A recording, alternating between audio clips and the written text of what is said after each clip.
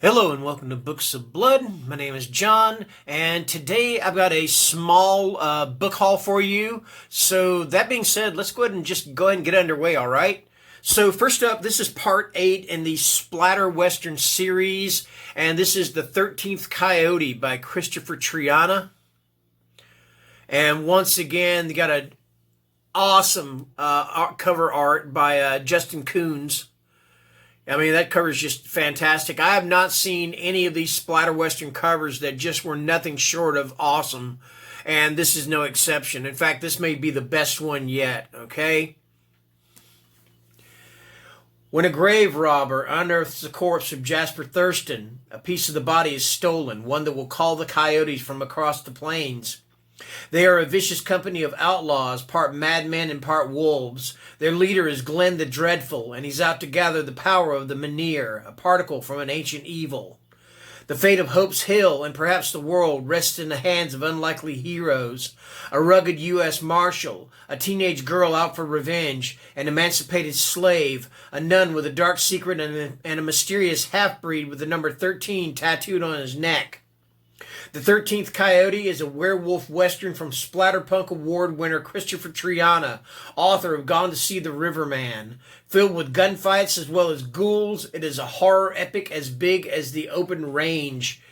And there is a picture of the author, Christopher Triana, and he is wanted for murder and lycanthropy. All right. Okay, next up. That one I got, the 13th Coyote, I got from Amazon. And I also got this one from Amazon. I was going to get it from Barnes & Noble, but then I looked it up on Amazon and saw that I could get it cheaper than I could at Barnes & Noble. Anyway, this is Don't Move. It's by James S. Murray and Darren Wearmouth. And it's supposed to have a glow-in-the-dark cover. I don't know if they're talking about the paperback part or the part inside. Let's go ahead and let's look at the part inside. We're going to see if this cover glows in the dark. I'd never seen one that glowed orange. So let me see here. Let's do this. Because I don't think the front cover glows in the dark. Anyway, but you got this. Look at this spider. That is so cool. And we're going to turn the light off here and see if this happens. I don't know if it's going to. I'm going to try to do it without knocking over my lamp also.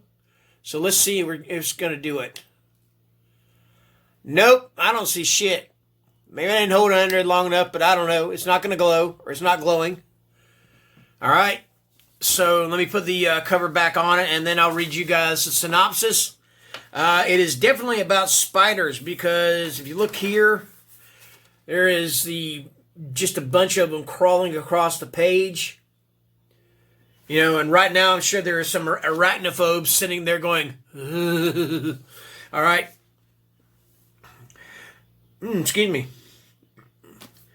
Megan Forrester has barely survived the unthinkable. 6 months ago, she witnessed a horrific accident that killed her husband and son and lives with the guilt of knowing she could have done more to save them. Now, Megan hopes to amend the pieces of her broken spirit by attending a local church group's annual camping trip. But the church group members, riddled with dark secrets of their own, make a catastrophic navigational mistake, leaving them stranded in an untouched canyon in the West Virginia National Forest. Isolated from any chance of help or rescue, Megan and the others quickly realize why this side of the canyon has never been surveyed by humankind. It's home to a terrifying prehistoric arachnid that patiently stalks its prey through even the slightest movement or vibration in the forest, and is desperate for a meal. Grief-stricken and haunted by her tragic loss, Megan now faces her ultimate test of endurance. Can she outwit a bloodthirsty creature hell-bent on ensuring that no one gets out alive? When a single wrong turn can mean death, she has only one option. Don't move. Yeah, that is Don't Move. James S. Murray, Darren Wearmouth. Yeah, this is all webbed up here. Okay. Oops. Let me put the rest of the cover back. Oh, even the back cover's got a big spider on it. I mean, look at that sucker. Ain't that something? This one sounds like a lot of fun. I gotta admit, man, y'all gotta tell me this sounds like a lot of fun.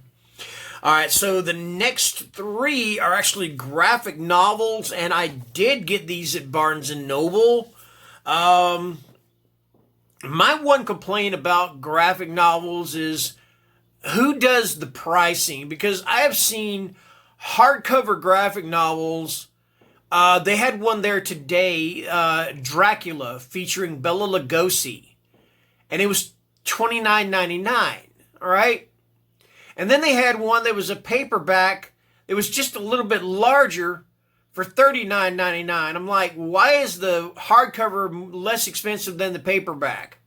All right, I don't get that. I don't understand it. Anyway, I did this video. The last video I did was 10 more horror books in 5 subgenres that I want to buy and read, and I ended up actually buying one today. I got Witches. This is a graphic novel,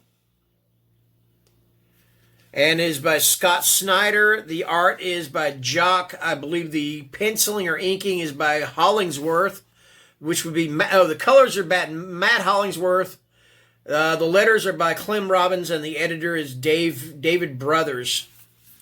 Like I said, this is a graphic novel. You can see some of it right here. And let me see what I got here. Got some more there. Pretty nice artwork. When the Rooks family moves to the remote town of Litchfield, New Hampshire, to escape a haunting trauma, they're hopeful about starting over. But something evil is waiting for them in the woods just beyond town, watching from the trees, ancient and hungry. And that is Witches. Okay, next up I have got, and this is from Neil Gaiman, the writer of The Sandman, of course. And this is Death. And I believe this collects, I don't know if it collects all of the Death stories, but it does collect, let's see, what do we have here? Collects Death, The High Cost of Living, and Death, The Time of Your Life. It's also got a gallery, Death Talks About Life. So, yeah. And, of course, here's some of the artwork. And the art, I believe, for the first one, for Death, The High Cost of Living, is, let's see, the artwork is by Chris Bacalo or Bacalo. Let me see here. I believe it is. Well, I don't know. But, no, Mike Dringenberg and Malcolm Jones III. And then let's see here. Let's see what the other one is. The Time of Your Life, 157. Anyway, yeah, some of the art is by Chris Bacalo. Some of it is by Mark Dringenberg, I believe it was. So, yeah, that is Death. Neil Gaiman. Next up, the next graphic novel I've got is the graphic retelling of The Phantom of the Opera. And I think that cover is really awesome. And in case you didn't know it, I've got a cat here on my lap. I've got Morticia on my lap. She decided to come out of her shell and be a little bit more social, but then she got kind of attacked by our white cat, Yuki. So she comes to me for protection. She knows who's going to look after her. Anyways, The Phantom of the Opera, of course, the novel by Gaston Leroux. And again, it's illustrated. Let me see here. Just some of the illustrations. All right, and let's see what we got. Yeah, some pretty creepy ones right there. Okay. And I'm pretty sure everybody knows what The Phantom of the Opera is about, so I'm not going to read the synopsis. And I'm going to have her say hello. Say hello. Okay, she's a little on the grouchy side, and I think that light bothers her, but yeah, there she is. Anyway, all right. All right, so now I've got 3 novellas. The first one I've got is Sour Candy by Keelan Patrick Burke. I've heard so many good things about this novella. And also about the one that's coming up also. At first glance, Phil Pendleton and his son Adam are just an ordinary father and son, no different from any other. They take walks in the park, visit county fairs, museums, and zoos, and eat together overlooking the lake. Some might say the father is a little too accommodating given the lack of discipline when the child loses his temper in public. Some might say he spoils his son by allowing him to set his own bedtimes and eat candy whenever he wants. Some might say that such leniency is starting to take its toll on the father, given how his health has declined. What no one knows is that Phil is a prisoner and that up until a few weeks ago and a chance encounter at a grocery store, he had never seen the child before in his life. And that is sour candy. Okay. Keelan Patrick Burke. Okay, and then from Chad Lutsky, we've got The Pale White. Again, this is another one that I've heard so many things about. All good. All good.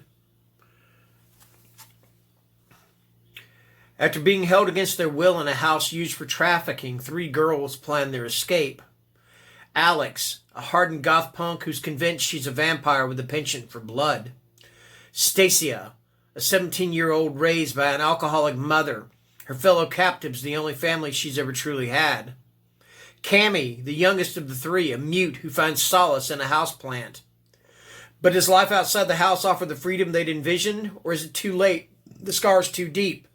A coming-of-age tale of revenge and survival that explores a friendship and the desperate measures taken to ensure they stay united, held together by the scars that bind them. And that is The Pale White by Chad Lutsky. And if that book is as good as folks say it is, I'm probably going to be reading a lot more Chad Lutsky. I definitely want to read a lot more Keelan Patrick Burke. The books that I've read by him have just been absolutely fantastic. So, yeah.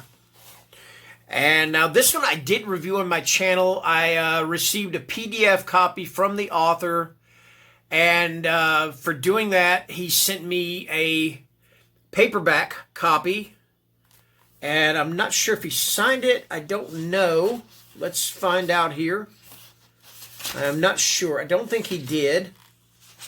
And that's okay. But at the back of it, he has the acknowledgments and is really cool to have my name right here.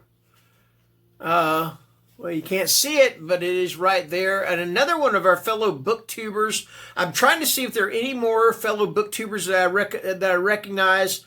And the one that I do recognize at the very bottom is Merce from Harpies in the Trees. And Merce, if you're watching this, how did you like this? Did you like Come Forth and Thaw? Because I loved it.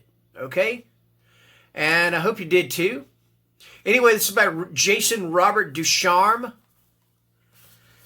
And the Adrian Forest State Park is one of many beautiful state parks in the White Mountains. It is a popular destination for tourists, painters, hikers, and even weddings. Yet the forest is also a place of great pain and torment, and is an equally popular destination to end your own life. The only thing young mother Eleanor Jackson has left in her life is her son Alan, a troubled teenager who has gone to the forest to commit the unthinkable. As Eleanor goes to find him in the forest, she witnesses bizarre and fantastical happenings that try to manipulate and distract her from rescuing her child. When the sun goes down, the specters of the tormented emerge. She will come to discover so much more than just her son. And yeah, that is Come Forth and Thaw. Okay. All right, now I've got a couple of, I guess you would say, one of them is a book, but one of them is not. A couple of miscellaneous items.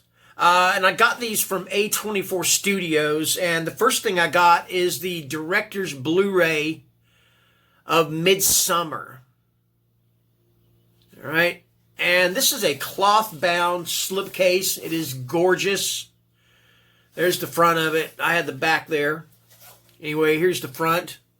Let me hold the light over it. I love this yellow coloring. All right. And then when you open it up or take it out of the case, You got another beautiful cloth-bound cover for the Blu-ray itself. Again, let me cover that up there. And I'll turn it around. Okay. And open it up. You got the nice Blu-ray itself. And then you've got a... what are you doing, baby? You got some artwork for the film. And there's actually an essay in here. Where is it at? Or a foreword on page 8 by Martin Scorsese. So yeah, this is a really nice thing to add to my collection. I love the movie Midsummer. And then coming up, the last thing I have, I did my top 10 favorite horror films of all time. And this movie was tied for #1 with John Carpenter's The Thing. And this is The Witch. And this is the Screenplay Book. And it's got that awesome cover of Thomason from the movie, of course played by Anya Taylor-Joy. And that's a nice and pretty thick book. And let's see, you got the screenplay, which runs from page 9 to 141. Then you got 24 frames from the movie. There's some of them here. I absolutely love this movie for the meticulousness of the detail. And the only thing I don't like about this book is some of the things had to be split into two things, so it distorts the picture.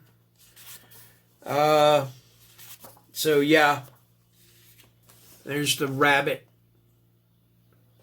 And let us see here, what else we got? Yeah, I love this. I love this book. This is awesome. Yeah. And let me see. And it's got some essays and interviews with Robert Eggers, the director. So yeah, I was really happy to get this book. All right. So yeah, that is it. That is my book haul. I'm not really sure how many books I've got here. So you got 1, 2, 3, 4, 5, 6, 7, 8, 9. And then, of course, I've got the Blu-ray of Midsummer. Anyway, this is going to post on Saturday, I guess, Saturday afternoon, around 2:30. So until then, I will talk to you guys later. Have a great one. Good night. Bye-bye. All that stuff. See ya.